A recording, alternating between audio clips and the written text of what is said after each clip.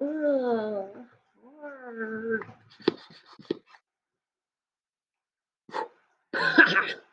Okay, ready to start share reading? Let's go.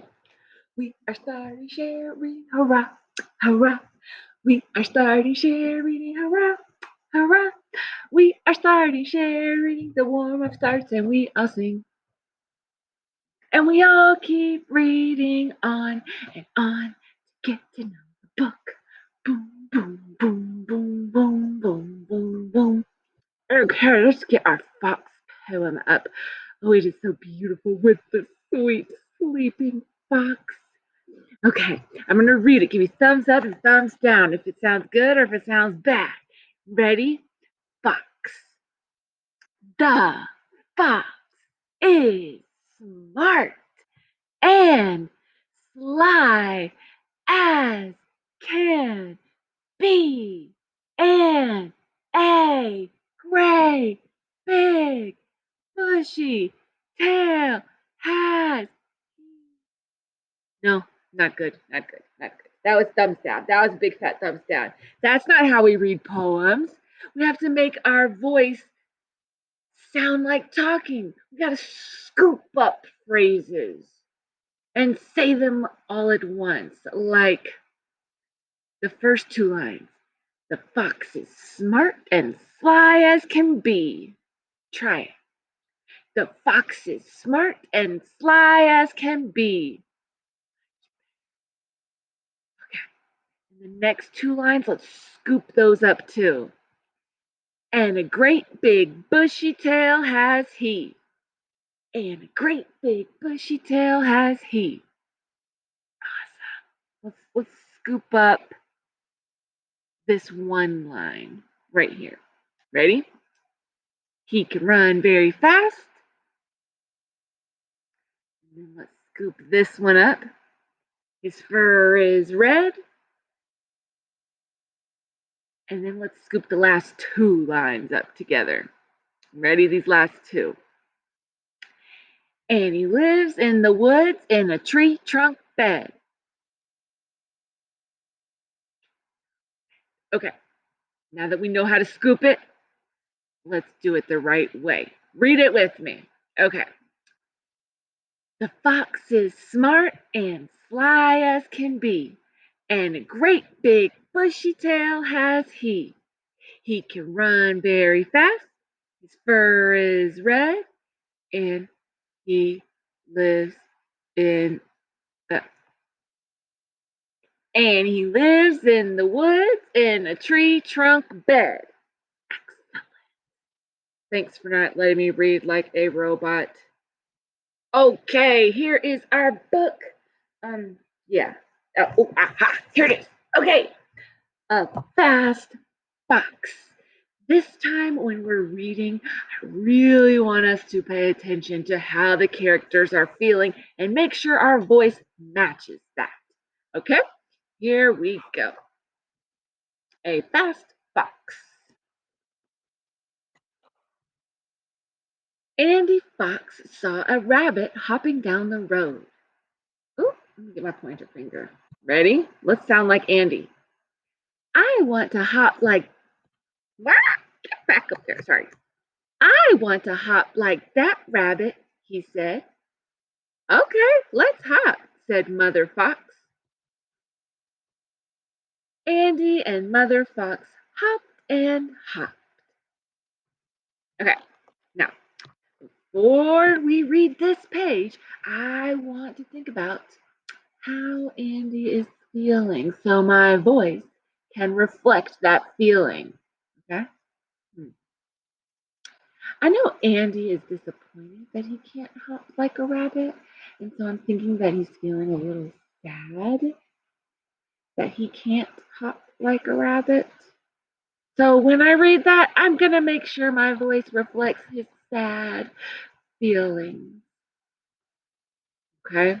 Can you do that with me? Here we go.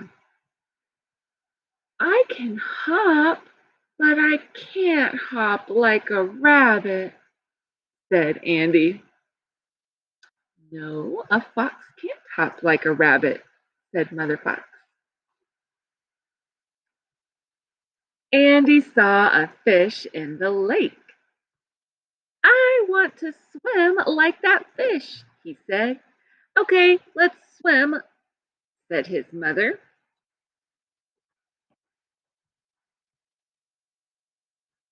Andy and Mother Fox went for a swim. Are you reading this with me? I better hear you. I can swim, but I can't swim like a fish, Andy said. No, a fox can't swim like a fish, Andy, said Mother Fox. Okay, now before we read this page where Andy was going to try to fly like a bird, I want you to think and talk with your partner. And I want you to talk about how Andy is feeling about trying to fly. And I want you to think how his mother is feeling when she is trying to warn him that foxes can't fly. How can we make our voices reflect those feelings? Turn and talk.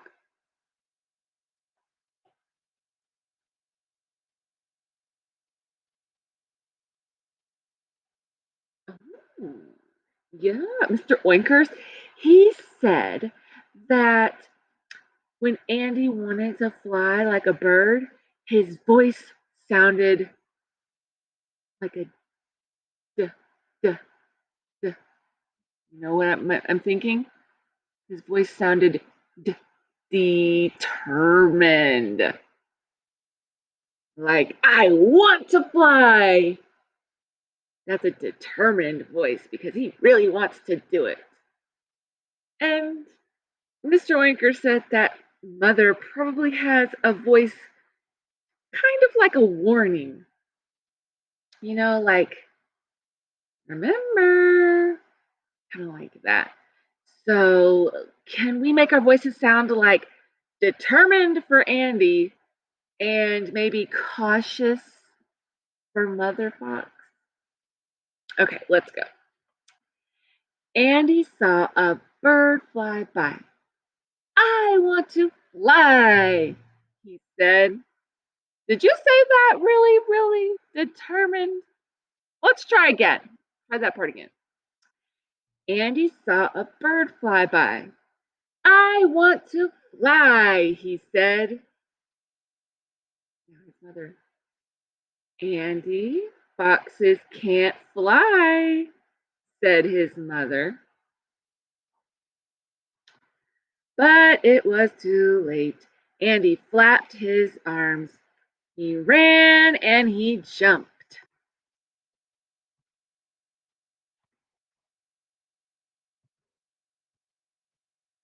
He fell. Womp womp. I can't fly at all, he cried. I think we should kind of have crying voices when we get down here to Andy's part. Let's kind of do that. All right, here's Mom.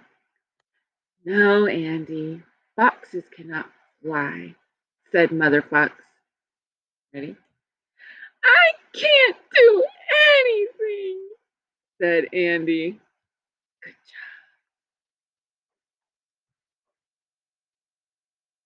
job. Look, Andy, I see Father and Roxy, said Mother Fox. Let's go and meet them. Let's run as fast as we can.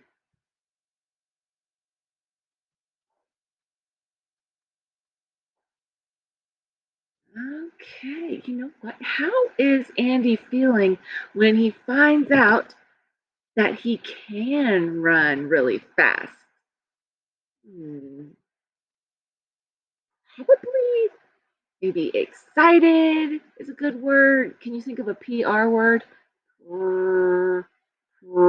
Proud. Yeah. Okay, let's read this part and pay special attention to some words. Okay. Um, Definitely these bold words. It's going to really help him sound proud. Okay, so when we get to these, we got to read them a little bit differently and a little bit stronger.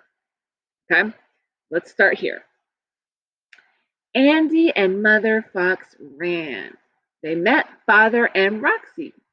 Mother Fox said, "You ran very fast, Andy. You ran fast as a fox." Ready? Here's our excitement. "I am a fox," said Andy. "Yes, you are," said Father Fox. Ready? "And a fox can run very fast."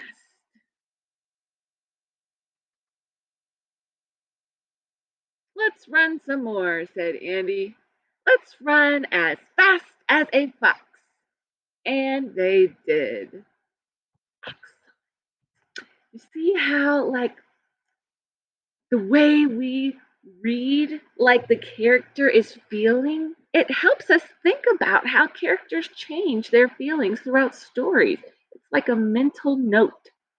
You know what? Speaking of, I have some other notes I want you to think about. I'm going to put them up on the screen. They are right here. And you can pause this. You can talk to mom and dad. You can talk to your stuffed animal, or you can talk to the friend sitting next to you about these questions, okay? I'm going to read them all through, and then I want you to pause it until you finish answering these questions. So number 1 says, describe the setting of A Fast Fox. That's our book. Remember, the setting is where and when a story happens. Number 2 says, why do you think Andy was trying to do what the other animals were doing? Number 3 says, does this book tell a story or give real information? How do you know? Number 4 says, how do Andy's feelings change during the story? And number 5 says, would the story have been the same if it had taken place in a different location? Okay, so pause and think about the answers to those questions. And when you're finished, you can close out the video. Have a good day. Bye.